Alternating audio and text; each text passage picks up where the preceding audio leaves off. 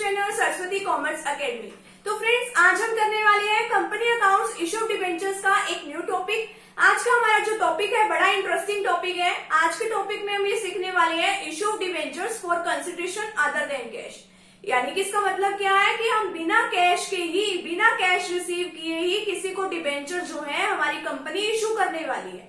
अब हम तो कभी बिना कैश के किसी को डिबेंचर्स इशू करते ही नहीं कि कहीं से पेमेंट आ नहीं रही, हम उसको डिबेंचर्स कैसे इशू करते। कंपनी को तो जब जरूरत होती है तभी तो एक लंबे टाइम पीरियड के लिए लोन चाहती है, तो कंपनी इसीलिए तो डिबेंचर्स इशू करती है। वो फ्री में, ऐसा क्या वो फ्री में डिबेंचर्स इशू करने वाली है? तो आज हम इसके बारे में सीखेंगे कि किस तरीके से कंपनी जो है बिना कैश के ही डिबेंचर्स जो है इशू करने वाली है। तो फ्रेंड्स, अगर आप चैनल पर न्यू है तो चैनल को सब्सक्राइब कर दीजिए, वीडियो को लाइक कर दीजिए, बेल आइकन को प्रेस जरूर कर दीजिएगा ताकि आपको आगे आने वाली वीडियोस का नोटिफिकेशन मिलता रहे।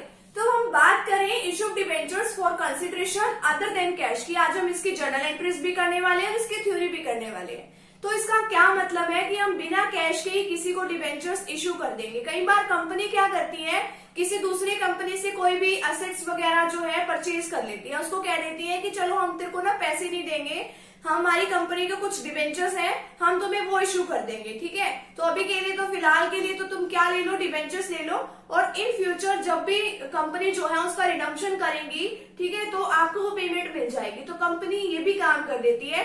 तो इसमें कहीं तो कैश का ना आना हुआ ना जाना हुआ, ना तो उस डिबेंचर्स लेने वाले ने कैश दिया उसको, ठीक है, और कंपनी ने उसको ऐसे ही दे दिया।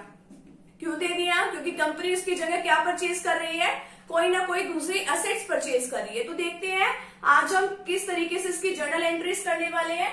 तो सबसे पहले तो देखिए ऑन परचेज ऑफ असेट्स कि यानी कि हमारी कंपनी जो है असेट्स को परचेज कर रही है। तो असेट्स अकाउंट डेबिट, हमारे बिजनेस में अगर कोई भी आइटम आती है, चाहे वो असेट्स आए, चाहे वो कैश आए, चाहे वो बैंक आए, तो उसको हम डेबिट करते हैं, ठीक है।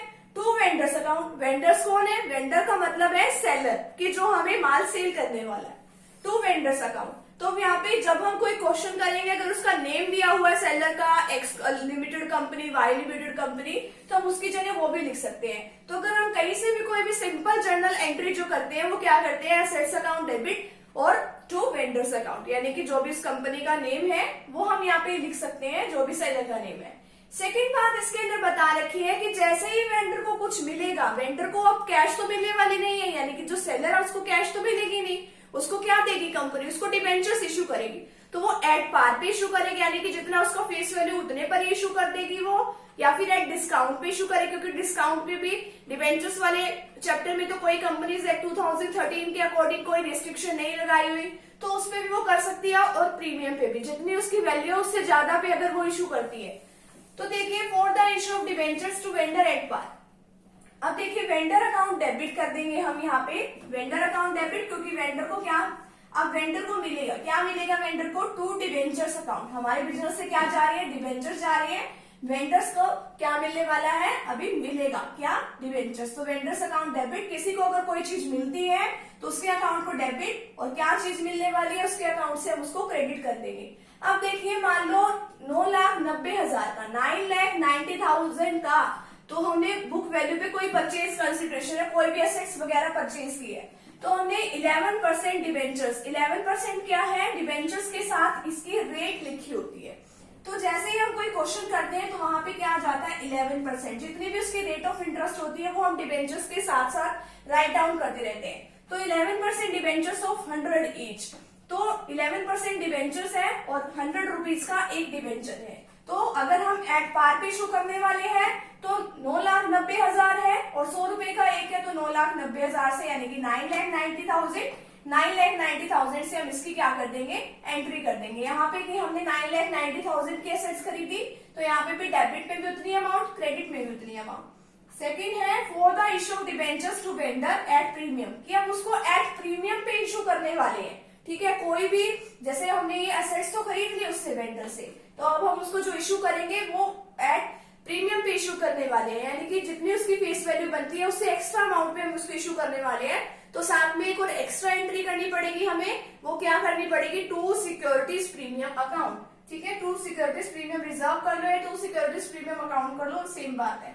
तो वेंडर के अकाउंट को तो हमने डेबिट ही करना है, ठीक है। कितने से, क्योंकि वेंडर को तो कितने की अमाउंट मिलने वाली है, 9,90,000 की, उससे तो उसका अकाउंट को डेबिट कर देंगे टू डिवेंचर्स अकाउंट। अब देखिए यहाँ पे 9,90,000 है, तो 100 प्लस 10 कर देंगे, क्योंकि 100 रुपीज की तो उसकी एक वैल्यू थी और प्लस भी 10% मान लो उसमें क्या है सिक्योरिटीज प्रीमियम को ऐड कर दिया, तो उसको ये यहाँ से डिवाइड कर देंगे 110 से, तो यहाँ पे इसकी वैल्यू आ जाएगी। डिवेंचर्स कितने के हैं 9,000 डिवेंचर्स है, एक डिवेंचर कितने का है इतने का 100 रुपए का, ठीक है। और बाकी जितनी भी अमाउंट आएगी वो हम सिक्योरिटीज प्रीमियम में डाल देंगे।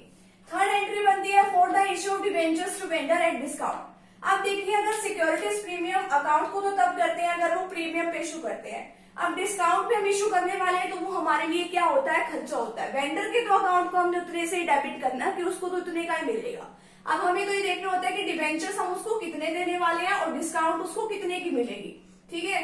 तो यहाँ पे 100 में से हम 10 को तो लेस कर देंगे कि 90 रुपीज का एक डिवेंचर है, तो 9,90,000 जो उसकी बुक वैल्यू है उसको 90 से डिवाइड कर देंगे तो 11,000 डिवेंचर्स आ जाएंगे। तो 11,000 डिवेंचर्स को तो 100 से मल्टीप्लाई करके यहाँ पे क्रेडिट में बैलेंस लिख देंगे और बाकी की जो अमाउंट है 11,000 को 10 से मल्टीप्लाई करके डेबिट में अमाउंट और बाकी 9,90,000 की यहाँ पे हम इसकी जो पूरी ट्रीटमेंट है वो इस तरीके से कर देंगे। तो यही मतलब होता है कि अगर कंपनी जो है अपने शेयर्स को या अपने डिबेंचर्स को, ये शेयर्स वाले चैप्टर में भी एक यही केस था और डिबेंचर्स वाले चैप्टर में भी एक केस है कि अगर वो कोई एसेट्स परचेज करती है तो वो किस तरीके से अपने वेंडर्स को शेयर्स या डिबेंचर्स जो है वो इशू करती है बिना कैश के। तो आज का जो टॉपिक है हमारे यहीं पे कंप्लीट होता है। तो फ्रेंड्स अगर आप चैनल पर न्यू है तो चैनल को सब्सक्राइब कर दीजिए, वीडियो को लाइक कर दीजिए, बेल आइकन को प्रेस जरूर कर दीजिएगा। मिलते हैं नेक्स्ट टॉपिक के साथ एंड नेक्स्ट वीडियो के साथ। Thank you very much.